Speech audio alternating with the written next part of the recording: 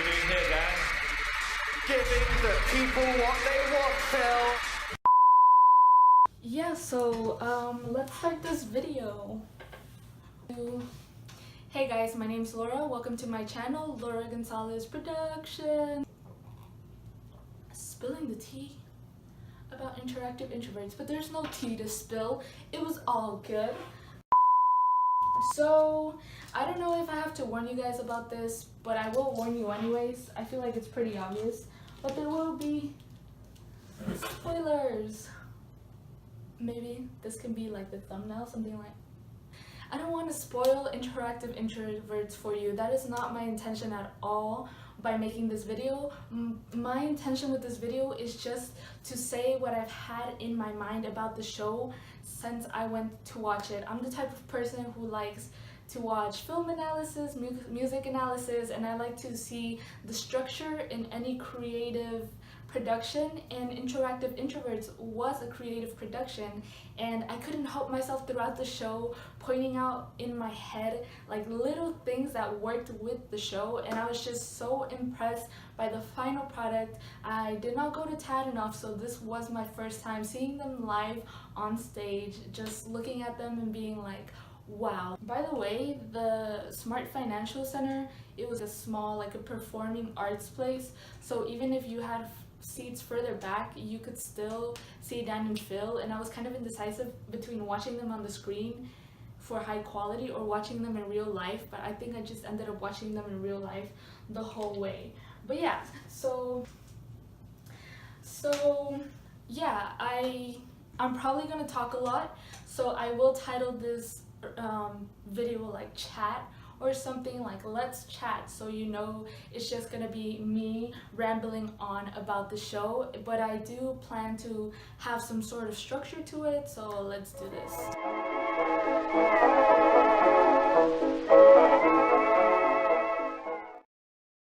So something that I want to point out about the show is that it was surprisingly self-aware. Just surprising to me because I kind of came in not knowing what to expect, because I have not watched the Tatanov show because YouTube Red, I'm not willing to pay for it, and I don't want to look online on sketchy websites. So that's that, and that's how it is, and if you want to recommend a link, leave it down below. So first of all, it was in the themes that they were dealing with. So they had the theme of fandom and mob mentality. They knew that sometimes in the fandom you can lose an identity of self, and I think that's a very important message that they're bringing to younger audiences, because you know part of their audience are young, but we're not all 12-year-olds, so using these like very self-aware themes nicely framed the bits that they had. So like the one where you had to point at the little chart with the dogs, that was really good. The one where they named the fandom at every place are We Got Brenda. Another very self-aware moment and theme that they had in the show was when they said that on the internet they might have a tendency or pressure to lose who they are, to kind of meld their identity to what people want, and I thought that was I was surprised to hear them acknowledge that. I thought it was pretty amazing, and then so that's very self-aware that they're acknowledging the struggle, they're presenting it to their fans. It's a very honest thing for them to say as the ones on stage and in front of the camera for the most part. So then with this, they brilliantly went into a little bit about wholesome Howell and X-rated Lester. It not only was it self-aware, it was such a good transition, and it framed the show so well. Can you tell I'm big on logical stories? Okay, it framed the show so well, it's just amazing. Okay, so another self-aware moment is when they gave the award to the least interested parent, which is funny because they recognize that sometimes there are children to a show and maybe they're not interested in themselves. And it was so funny because the person who won the award at our event, she was later on Twitter, on the Twitter account, on the Twitter feed for their world tour and she was like really happy. So I'm guessing they kind of just chose who the parent was based on who had the VIP passes, which is cool, you know. You got to make it in the show. It was worth your money. That was pretty cool. But I'm not really sure. I'm not 100% sure. This is just kind of what I figured from looking online and stuff. So let me know what you guys think about that. Anyways, let's move on to the next segment. You can play some music.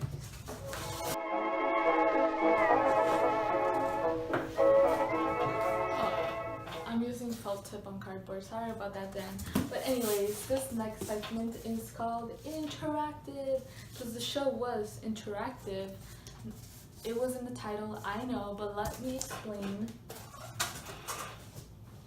Okay, so the show is called Interactive Introverts, which is kind of a nod to what they do. They make videos, they post them on YouTube, and the fans interact with it on YouTube, on Twitter, on Tumblr, just all over the internet. And this show was such a good reflection of their format. It felt like a high budget YouTube video, and it was like the same persona that they would have in front of the camera, and some of the same bits, but it was just, I don't know, it was just them there in real life. And them, I mean, in their videos they always break that fourth wall because they're talking to the audience. There is no fourth wall. You always know that they're talking to you, but it's just that, well, it's just like getting to see them making like a YouTube video in live action. And the reason it felt like that was because, you know, they were talking to us. They were talking as if they were with their camera again. The bits that they did were like in the camera again. Oh, another big thing that I loved about the show, so in the backdrop they had like little art, and it totally felt like the art that you would see in their channels. So one of them, I took a screenshot, is like a little horse with hard eyes, and it said, "Ride me, senpai." And I thought that was just hilarious because not only were you focused on them, you could also see like the art and the effort that they put in their backdrop. It was amazing. Oh, another reason that it felt like it was a higher budget was because of the bullseye bit. And you know what, I'm not gonna go more into that. Don't watch this if you want to watch this Interactive Introverts on YouTube Red. But anyways, did anybody else notice that the stage is like the complete opposite of Tadanoff? Because Tadanoff, the stage was like blasting, and there was so much color, so much going on the stage. And this time around it was like minimalistic. It was black, white, and red, and then it was like minimalistic. I don't know, just a little thought that I had. Another reason that it's not exactly a review, it's more of a chat, a ramble, a way to, if you had these thoughts too, you can be like, hey, somebody else had those thoughts, so that's cool. The last thing is that this show was creative and surprising, which I'm guessing it shouldn't be a surprise that it's creative, because that was kind of the whole point of it, to make it engaging for fans, right? But there are specific things that I found very fun and very comedic in the show. So I knew that the show wasn't necessarily a comedy show, but I knew that it was going to be funny, because because Dan and Phil like to keep it light, you know. So there was a lot of recurring. So I went to the show, I don't think I've mentioned this yet, I went to the show with a non-fan. Okay, I went to the show with my sister, who doesn't watch them, and you know, they did a lot of jokes where they were inside jokes. You know, if you were there, you could be like, oh, My Chemical Romance, haha, furries, haha, you know, whisks. There was a whole range of things, but then there was jokes that were kind of more general. My sister actually laughed at some of them, because she understood the context, because they created the context within the show, and that's what a proper comedy show does. So I was like, surprisingly satisfied that my sister was having fun as well, even though she was not a regular viewer. So yeah, that was great. So another thing is that they totally went outside. Okay, you know, in YouTube, everybody has their own niche. There's other people who focus on tutorials, education, like John Green. There's other people that focus on analyzing films or doing film reviews, like the ATC show or Let Me Explain or Every Frame of Painting, shows like that. There's other ones that I already said education, right? Like science, fun, and they went into this realm of magic that they usually don't do on their channel, and I was pleasantly surprised. And I'm not gonna go into the specifics of it, but it was very well done, and I just wanted to say that. I was not expecting it, even though it was, now that I think about it, it should have been obvious, but I was not expecting it, mainly because, you know, different realm of YouTube, what I'm saying. Okay, so this is kind of a more me over-analyzing the show probably, and another instance where I was surprised is when Dan flashed the light at Extroverts. That was such, not only was it surprising, it was a proper use of theater. When he showed them on the audience, it was surprising, it was refreshing, it was nice. It reminded me of this Bo Burnham bit where he asks about weed and then people in the audience who woo, and then he's like, woo, woo, woo, he points the lights at them. It's a way to bring the audience into the show, because, you know, sometimes, because it just reminded us that we're part of the show, because, you know, it's interactive. So I was genuinely surprised, and I know this is like such a small bit of the show, and maybe it's not even part of the grander one, but I just really like that. I wanted to take notes during the show, but I'll probably do that. I'll probably do another analysis when Interactive Introvert comes out on YouTube Red, because I want to take some statistical time measurements of a few comments that I have about the show, but I'll leave those for the potential future video. Okay, so the grand finale was hinted at in the video titled "We Gave the People What They Wanted." Giving the people what they want, Phil. I was surprised.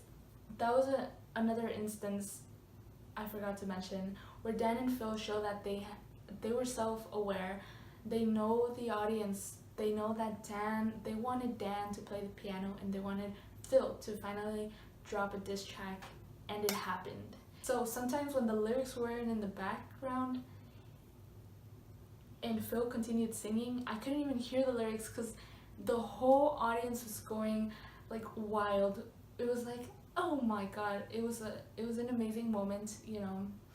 And yeah, I can't wait for it to come out so I can look at the lyrics properly and kind of dissect them and see the comedy in it. And it was such a sweet song. I like their songs, you know. For Tadanoff, it was The Internet Is Here, and now for this one, it's the Interactive Introvert song and Phil's diss track, and the way that they kind of blended together in the end. It was such a great ending. I honestly could not have asked for a better and more like pizzazz ending than this. It was self-aware, it was interactive, which is what they promised. It was creative, and it was surprising. It was genuinely funny. But the only thing I want to end on is that after the show, I went to IHOP. But where were you, Dan? But literally, the IHOP, there were so many other, like, they were wearing the Interactive Introvert shirt merch, and yeah, I know why they were there. I know why I was there. We'll leave it at that. If you went and you want to talk about it, leave a comment down below. I'll be reading all of them.